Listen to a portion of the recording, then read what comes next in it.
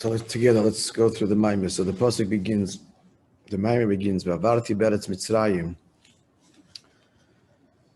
So the Eibishter says, I passed in Eretz Mitzrayim, ani v'lo malach.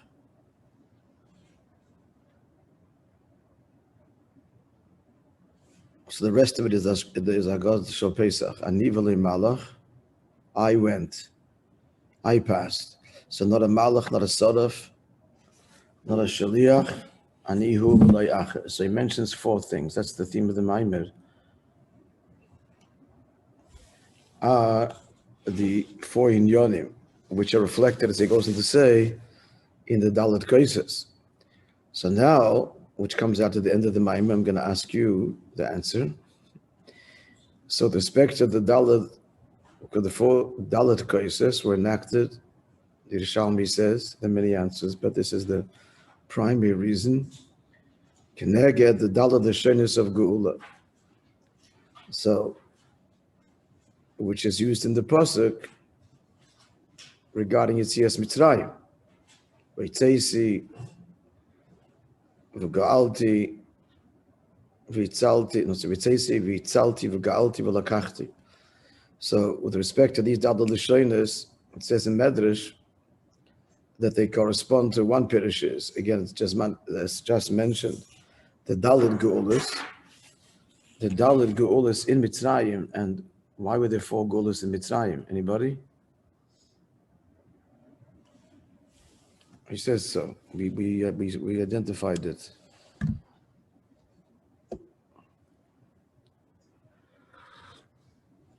It's in the brackets because there were Dalet Gzeiros, four Gzeiros that partly was Geyser, and they were first to kill the children of birth and to drown them,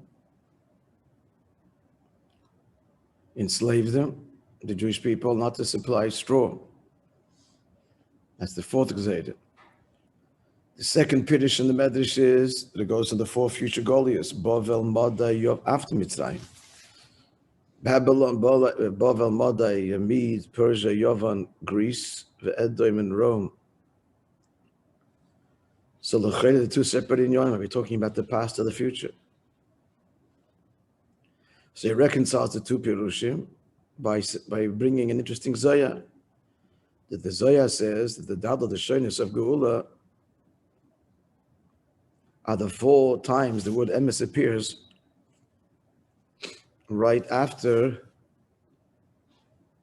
Kriya Shema in Ezra's,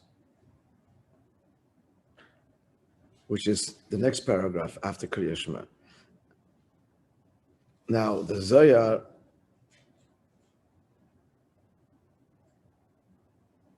again, I don't know if the Zohar makes the point that there's also four times emes in emes v'yatziv.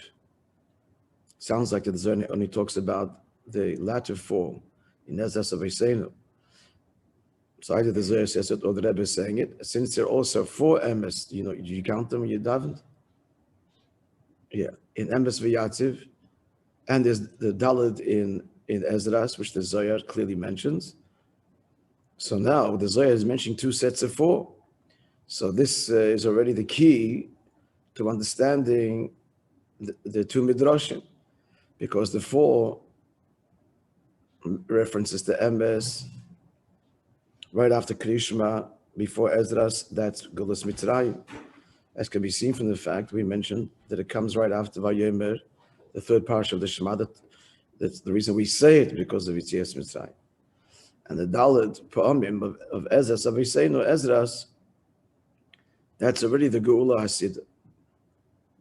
We don't have an answer to the tivuch of reconciling the two Pirushim, so is it the past or the future?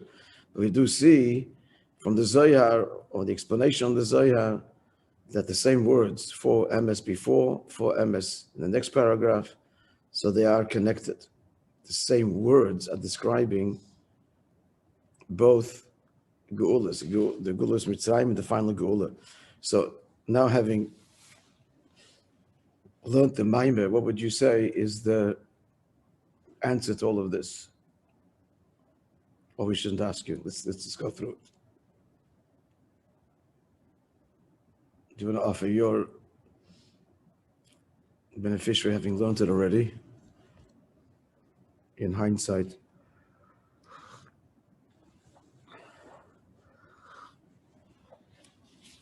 So the kud at the end is, what the whole Maimon is to explain, the Daled expressions of a Gula correspond to the Daled Oisius of Shem Havaya.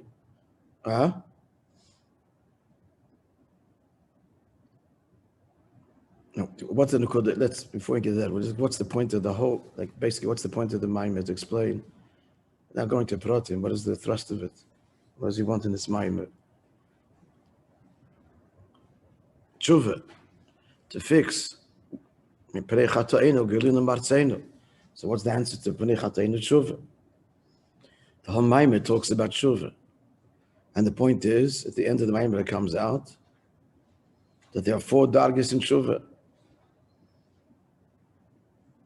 4 dargis in the Tshuva of Yitzias Mitzrayim.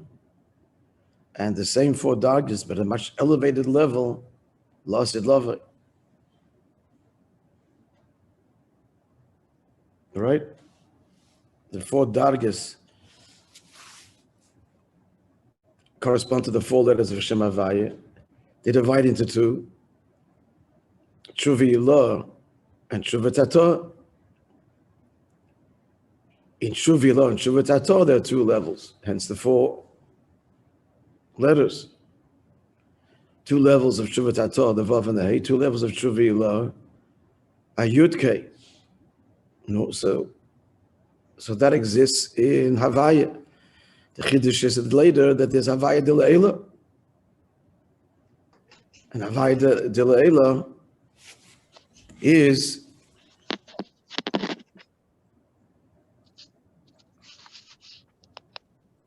Havaya de Le'ela is what? That's what's going to be this Gala Lasid Lava. So therefore the Tshuva before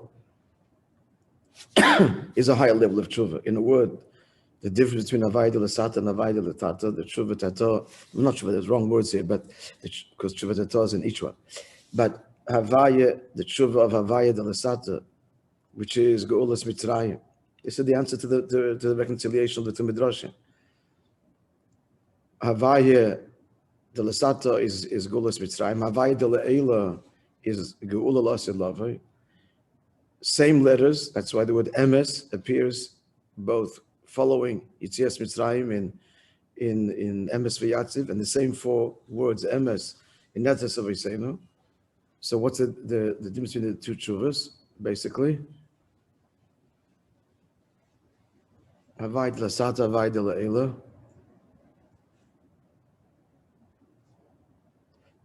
Havaya de L'Sata is the 10 Sfiris or Tshuva as it is emerged in Atzilus, whereas Havaya de Le'ela is the Tshuva Mitzad Rotzen, as the 10 Sfiris reflected by the 4 letters Yud Kei Vav Kei are bound up with the Rotzen. Let me explain. So what's the difference between these 2 Tshuvas? That the classic Tshuva before Erev Geula is going to fix and get close. Tshuva Tato, Tshuva Ilah. But the focus is on the person. The Tshuva of Erev Geula, which is bound up with the Rotzen, the whole Chiddush of the Rebbe, the whole Chiddush of the Rashvi, specifically, but it comes as part of the whole Chiddush of Chassidus, is Nisav HaKadosh Baruch Hu. It's all because of his desire. The tshuva is mitzad the rotzen la'elya. You have to do tshuva because Hashem wants to be connected to you.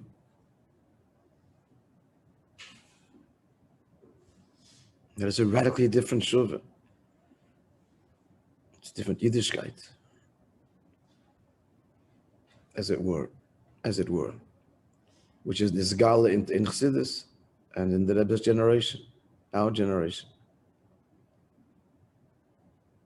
That's the answer to all the questions, or the basic questions that he asked now in the first place. Is this clear? So now we're going to detail. We just, in beneficiaries having learned the Maimon, we learned the first ois, now we have the answers to the questions and the diukim that he raised. Now, let's reconstruct it. Ois ba'ois. So I want you to help me as we go along. So the first thing is that all Golos are called Mitzrayim. Why are they all called Mitzrayim? It's the Shoresh. How else? Where do we see it also in the very name Mitzrayim? It's a medrash. It's actually a medrash.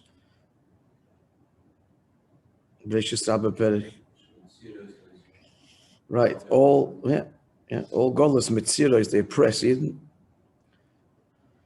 Now, all Golos comes from what? How does it come? Because of Chet. Now, there's a premise dike kavana, which is deeper than our failure. And it's all set up, all a frame. That's true. Noir alila b'nei Adam. But begoloi, it's a Chet. Now, what was the Rebbe's silent answer over here? Chet? What was his question?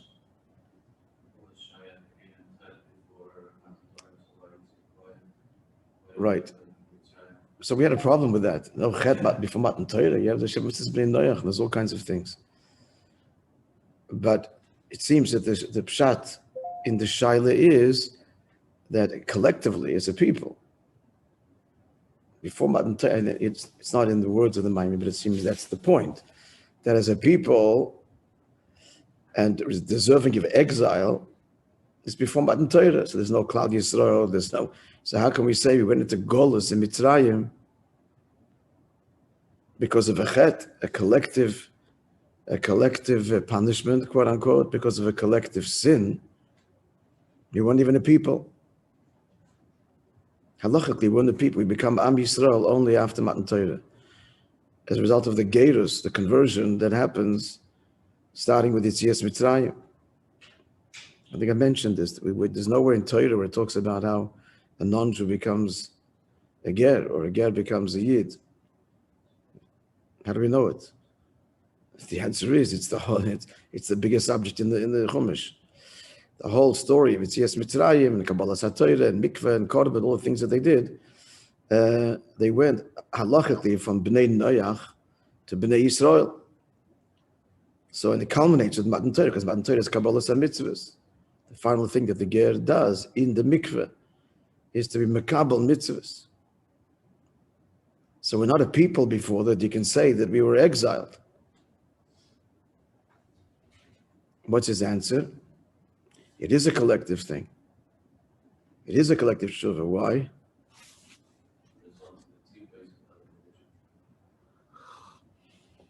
So we're fixing the wasted energy, the wasted tippers of Adam Rishon. How long was he in the?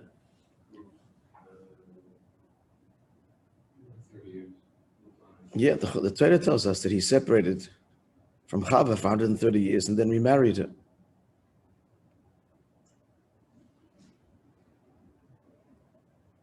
It was either after the Chet or after the Chet of Cain and Hevel. So how does it explain? How does it answer the question? It's collective. This kind of, now we understand. It seems it's the inyan of a Pnei Chatoinu Galinu Me'artzeinu. Because we were all Yidden were part of his neshama, and therefore it's in what? In bread, we carry that stain. We carry that stain collectively, and therefore we had to fix it. And in theory, the Zohar says, it's not the Pri, it's Chaim, it's the Arizal. It should have been, could have been, again, it's not the Kavanah, it's not, but the theory was that the generation of Bavel would fix it, but they didn't. Instead, they built the Tower of Bavel, so we got to fix now two things. Adim Rishon's Chet, and the Tower of Bavel, hence the Chaim Levanim, the bricks and the mortar of Golus Mitzrayim, which is now fixing Adam Rishon and the Chet of the Deir HaFlaga, the generation of the dispersal. What's interesting in the Maimon, I don't know how to explain this, but he stresses the Chaim Levanim. He doesn't mention even, I'm mentioning, because I looked up the Yitzchayim. There he says there, the Deir HaFlaga. They built, so therefore they built in opposition to Hashem. So the tikkun was Chaim Meliovainim, but he seems to connect it to the chet of Admarishan, or the tipus of Admarishan, Chaim Meliovainim. I don't know. Could be. I'm just thinking Levainim. The tip is white. It's called Lovan. Just occurs to me now. Maybe that's a reference here. Chaim, of course, means materiality, more lower than Gashmias. The chet comes from indulgence, not in the pure way in Gashmias, the pleasures of the physical. That could be completely a suggestion of Chaim and Levainim.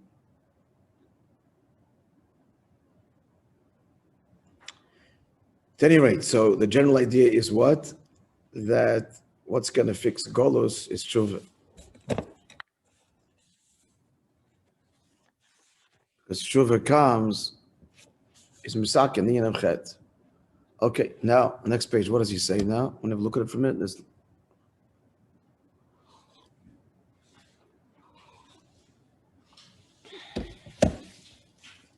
He said that Tshuva is not, as the world says, according to the Alter Rebbe, it's dafka for Averis. Because if that's what it was, then that would have to be after Matan Torah for someone who transgressed. But the true union of Tshuva, that's sort of here a little bit again, but anyway, the true union of, because he's talking about the individual here. So there's no Tshuva before Matan Torah for Shem v'Sis Bnei Noach. But not as Klal Yisrael. Again, the Dik is not as Klal Yisrael. Klal Yisrael only starts at Matan Torah. Problems with this explanation is that key factor, Klal Yisrael, happening at Matan Torah is not in the mind. I don't know of any other way to explain it. At any rate, so the true inyan of Tshuva is, as he says in the Kotel Torah, is returning the nefesh to its source. So there's levels to Tshuva. Low level of Tshuva is fixing your emotions. Even lower than that is fixing what?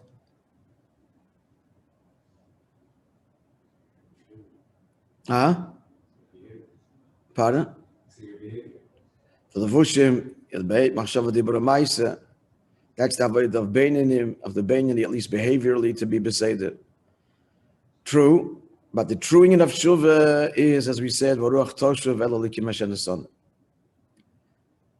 That's the general intro. Now he starts that in Tshuva there's 4 levels. Sur Mirana Seitov, that's 2 levels. And Bake Shalom V'Ratzfeyo, peace, that also is 2 levels.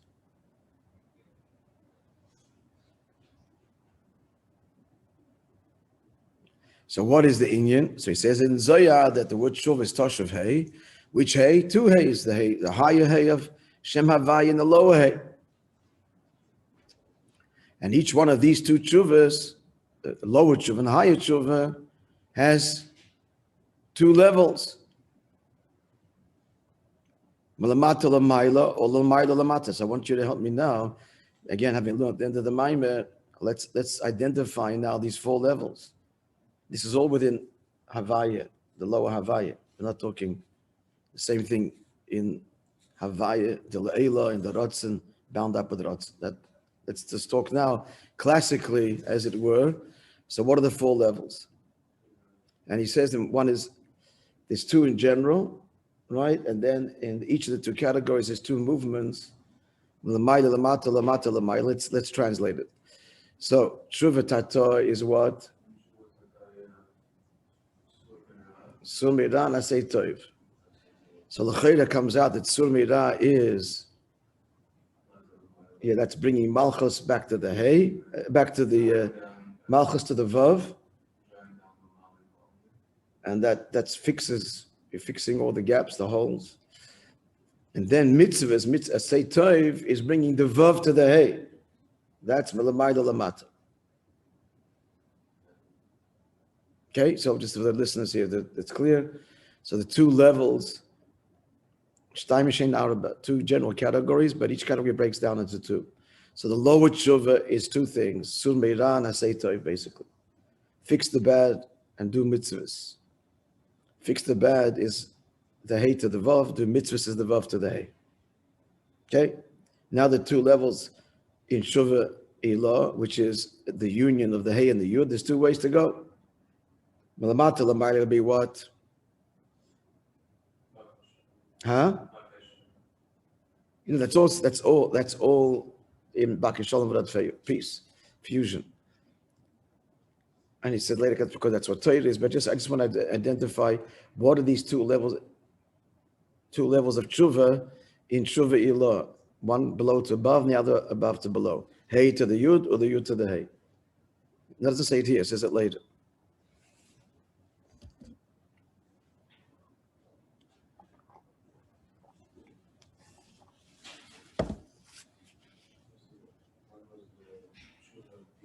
Well, one was the tshuva bina per se. The focus is bina.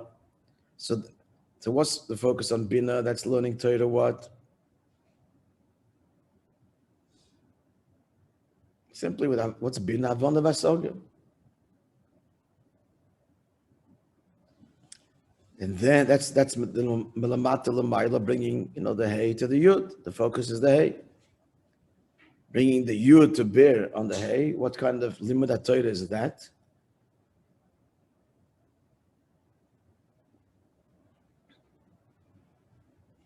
With bittul. That's learning Torah with Chay and Yechida, with Etzem HaNefesh. The Shorish of Bina, Atik, the parallel of Atik in the Nefesh is the Etzem HaNefesh. Learning Torah with Bittul, Mesiras Nefesh.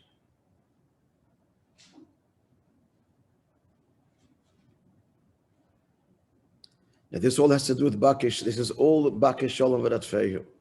Because what's common to both levels of learning, whether the emphasis is the Avon of Asoga, or the emphasis is the Bittul, what's common to both is Bakish Shalom V'Rad Feyu. How so? What does it mean by Bakish Shalom V'Rad Feyu? What does he say later? What's the meaning of Shalom?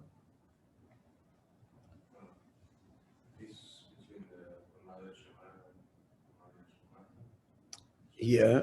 So how does it correct? How does it translate for us? What's the meaning of Shalom? In general, without getting into specifics, when we speak of Shalom, what do we mean? We don't just mean that there's no war. In other words, if there's one person on a desert island, there's no war, we don't call that Shalom. So what would Shalom be? The union of peace is when we bring harmony between two opposites. That's the ultimate peace. Two warring elements. What are the two greatest opposites possible for which Torah was given to make peace? The ultimate opposites of which all conflict is a consequence. Is bli gvul and gvul. Is seivav and mamala. Is heaven and earth. Is gashmis and ruchnis. Is infinite and finite. That's the ultimate opposites that are in their own worlds fundamentally irreconcilable. And yet Torah does fuse the two. So what does that mean? Where is that in Torah? In both levels of learning, whether it's that focus is the Hey, Melamata Lamayla, or Lamayla Lamata, the Chaya Yechida, the Yud, the Bittul, that is brought to bear in our learning. Both of them are Bakish Shalom. Both of them are this peace. Because what's happening when a person learns Torah? Even at the lower level of the focus is learning and understanding. What is happening? A finite Jew, a person, a human being in this world with a finite mind is doing what? He's learning Torah. What's Torah? On the one hand, it's Hashem's Chachma. More than that, it's Anoichi. The Eibishter invested in Torah. It's infinite wisdom. It's more than infinite wisdom. It's the very eye of Hashem. And yet, we are apprehending that, grasping it, when we learn and understand. So Torah, this is Perek Tanya. Torah is the ultimate peace between heaven and earth. in a pneumistic way, you're understanding and taking it within. And what are you taking within? That which is boundless and infinite. It's a contradiction. I'm a finite human being. My mind, my heart is limited. Certainly is even up there, certainly the nefesh comes into a guf, and here's where I'm learning Torah. And yet, I am embracing the infinite, and the infinite is within me. This is what Pereke and Tanya is explaining. That's the Bakei Sholem. And he says later, that's true. For sure, when the person learns with the bittul, and yet he's learning with his etzem nefesh, so that this fusion should take place is more readily appreciated. But he says, even learning on a manifested level of understanding, and that's where which is part of the way we have to learn it. You can't be thinking bittul when you're learning and you're arguing a point. The bittul can guide it all, but you're consciously in the world of intellect and sparring and learning and questioning and analyzing. Even in that world, being there's mushish and atik, Torah, which is understanding, ki chachmaschem will be naschem. It's your chachma, your bin in the eyes of the world. It's all rooted in pnimis atik, in the anoichi. And so, magically, miraculously, in our learning of seichel and understanding concepts and halachas and whatever it is, we are embracing simultaneously the infinite bligvul chachma, and more than that, the anoichi, the Eibishter himself. That's the Bakei Sholem that's unique to Limud HaTorah. Not so in mitzvahs asay, mitzvahs leis asay. It's the lower levels. Sumira, say tov. That fusion is not so evident there as when a Jew sits down and learns Torah. One is Mamale, one is Seviv. Torah is beyond both.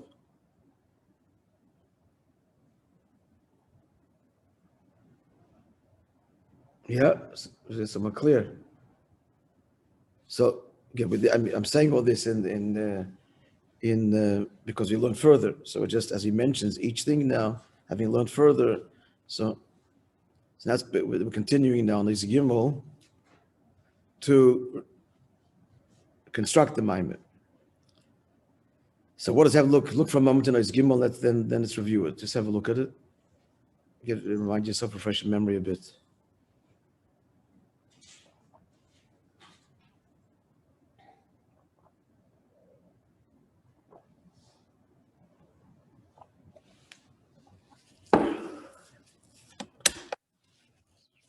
Okay, so he says that now he starts off the lower levels.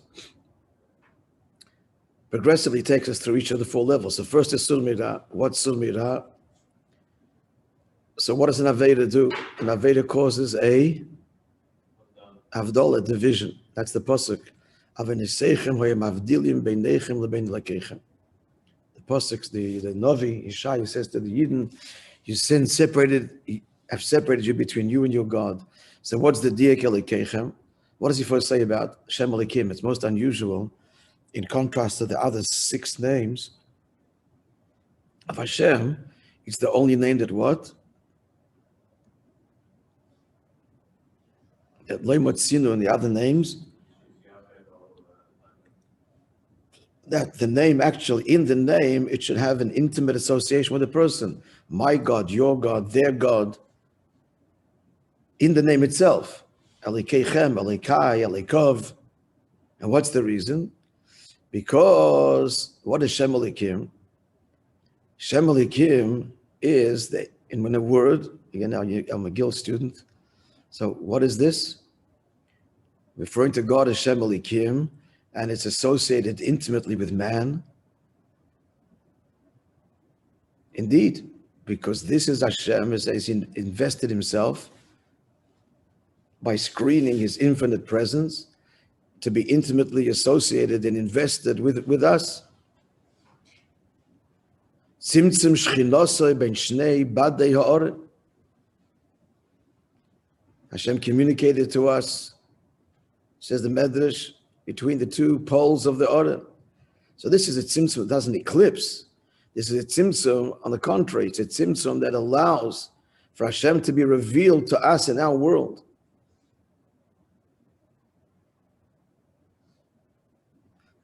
I don't think I emphasized it. Look at the 3 lines in the bottom there. And that's the meaning. It says in Sifrei Kabbalah that Elikim is Midas Hadin. Elikeinu is Midas Harachamim. So what happened here?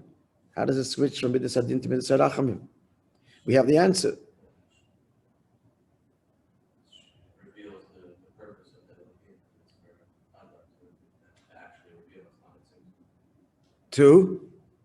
It's the whole purpose at the end of the day is for Adam, which means it's not just a tzimtzum, it's a tzimtzum to ultimately reveal the fact that it's on a person, like Elokeinu, that shows that it's really Rachamim. It's really? Right. So it's, he's saying not only through our avodah, but just before we've done anything. Elokeinu means Hashem contracting himself in order to be intimately connected to our lives, invested in us. The greatest act of compassion is to be connected to someone, empathetic, and more than that, one with him. So Elokeinu, when we say Elikim, that means tzimtzum.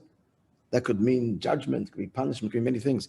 When we say Elikeinu, we're talking about Hashem, the tzimtzum, for the purpose of being invested in us. It could go further than that and create klippa and punish. Elikim is a generic term that describes the process of Hashem, as it were, containing himself. When we say Elikeinu, we're saying this containment is not to hide from us, on the contrary, to be invested in us. Havaya is hidden from us, it's beyond us. That's what we call it ayin. We call up there ayin nothing. Nothing, it's a reality, but it's no thing for us. It's not in our world. We're yesh, up there is ayin, nothing.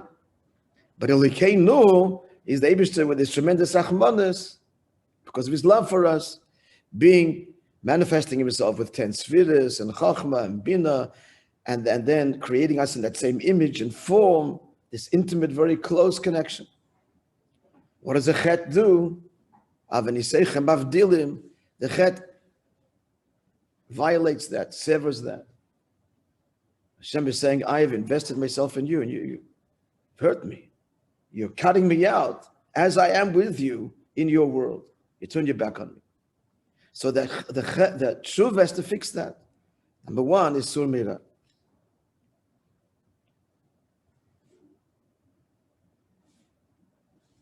We just finished the idea. And he goes on to say that this idea of separation is on many, many levels. Oven, the pasuk says, Oven yisechem avdilim. Oven means crookedness, and the crookedness causes the separation. And there's many levels. There's this level that exists even in holiness. That's where he says later. He says later that all the levels that Sur Mirana say to this answer, he says later, that Sur Mirana say to is shaykh even in Avaya del Eila. For sure, it's shaykh in Avaya del Asata, because Avaya del Asata means we've separated the hay from, hay is Hashem's malchus, his investure in us.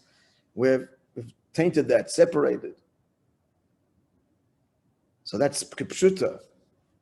But then there's even the level of Sur Mirah, the highest levels, even in the Rotzen. Why? Because separation begins at the highest levels.